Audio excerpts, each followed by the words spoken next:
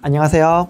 근거를 알려주는 의사 그나리 김혜입니다. 자, 피부과 시술 중에서 피부에 강한 에너지를 빵 쏘는 시술들이 몇 가지가 있는데요. 대표적으로 레이저나 빛을 빵 쏘는 레이저 토닝, IPL, 프락셀 같은 것들이 있고, 초음파를 피부 속 한 지점에다가 빵빵빵빵 이렇게 쏘는 울세라, 슈링크 같은 시술들이 있어요. 그런데 우리 피부에다가 이런 강한 에너지를 빵빵 쏴도 혹시 피부가 얇아지는 건 아닌지, 꼭 반복해서 여러 번 받아도 되는 건지 궁금해 하시는 분들이 많아가지고 불안함이나 궁금함을 속 시원하게 해결할 수 있도록 제대로 한번 알아보도록 할게요. 참고로 저는 특정 병원이나 의료장비 회사는 전혀 무관하고요. 저는 이제 닥터비런스에서 영양제 성분들 연구하고 제품 개발만 하고 있어가지고 여러분들께서 피부과에서 어떤 시술을 받으셔도 저한테 오는 건 아무것도 없어요. 제 이 껍데기가 소중한 만큼 여러분의 껍데기도 소중하니까 객관적인 근거 데이터를 통해서 신뢰할 수 있는 정보만을 말씀드리도록 하겠습니다. 우리들의 껍데기를 위해 가지...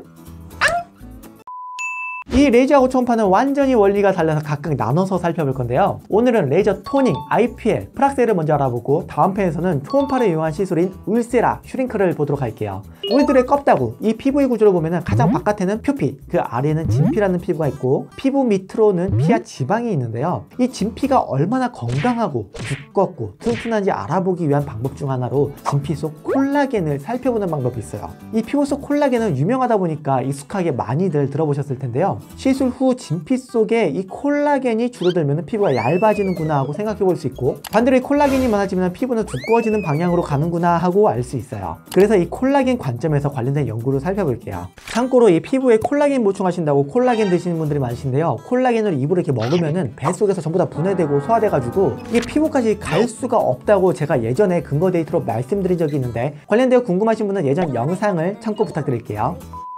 자, 그러면 첫 번째 레이저 토닝하고 IPL부터 살펴볼게요. 이 레이저 토닝을 빠바바바방 하고 쏘고 IPL을 팍 하고 이제 쏘면은 이 에너지들이 피부 속 진피에서 흡수가 돼요. 그러면 피부 속 진피 속에서 섬유 아세포라고 콜라겐을 만드는 콜라겐 공장이 늘어나는 현상이 생기는데요. 자, 이렇게 콜라겐 공장이 늘어나면은 당연히 웅이 하고 새로 태어나는 애기 콜라겐들이 많이 만들어지겠죠. 사실 레이저들이 굉장히 다양하지만 하나씩 모두 알아볼 수 없어서 대표적으로 1064나노미터 엔디아그 레이저라고 레이저 토닝할 때 많이 사용하는 레이저를 살펴볼게요. 해당 연구에서는 레이저 치료 전, 치료 시작 1개월 후, 치료 시작 3개월 후 전자현미경을 통해 피부 속 콜라겐의 변화를 관찰했는데요. 그 결과 치료 전에 비해 치료가 진행될수록 콜라겐 공장에서 새로 만들어진 직경이 작은 애기 콜라겐들의 비율이 늘어나는 것을 볼 수 있어요. 이외에도 피부의 색소 변변 치료를 위해 많이 사용되는 IPL도 마찬가지로 섬유 아세포라는 콜라겐 공장이 늘어나는 증거들이 나타나고 있어요. 정리하면 시술 후 피부가 얇아지기는커녕 오히려 더 두꺼워지고 탄탄해진다는 것이죠. 간혹 시술 받은 후 피부가 약간 이 따끔거리거나 약간 이 건조한 느낌 때문에 혹시 이거 내 껍데기 얇아진 거 아니야 하고 궁금해 하실 수 있는데요. 이것은 자극에 대한 일시적인 반응일 뿐 시간이 지나면서 진피층이 더욱 탄탄해지기 때문에 적절한 에너지와 기간을 두고 시술 받는다면 피부가 얇아진다는 걱정은 하지 않으셔도 괜찮습니다. 또 이제 반대로 시술 받으시면서 레이저로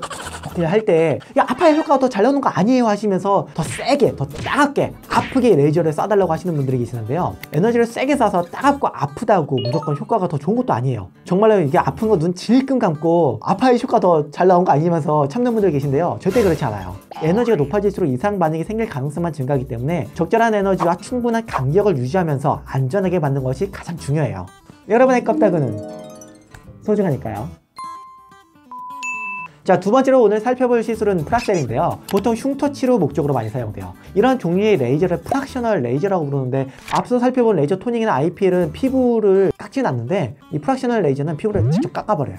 피부를 깎아버리면 피부에 구멍이 생기니까 당연히 깎아버린 부분은 살이 차오를 때까지는 얇아지겠죠. 하지만 흉터가 생기도록 깊게 깎지는 않고 피부가 충분히 잘 회복할 수 있는 적당한 깊이로 들어가기 때문에 관리만 잘하면 점차 살이 자라오르면서 자연적으로 피부가 원래 상태로 돌아오고 영구적으로 피부가 얇아지지는 않아요. 자, 오늘 이런 피부 시술 관련된 이야기를 하다 보니까 제 동생 1호가 생각났는데요. 제 동생이 1호가 있고 2호가 있어요. 두 명 있어요. 제 동생 1호가 저한테 예전에 이제 지 피부 좋아지게 해달라고 계속 귀찮게 하다가 하루는 오빠! 나 피부가 늙어진 거 아유, 오빠! 나 피부가 늙어진 것 같은데 콜라겐 먹어도 돼? 하고 이렇게 계속 물어보더라고요.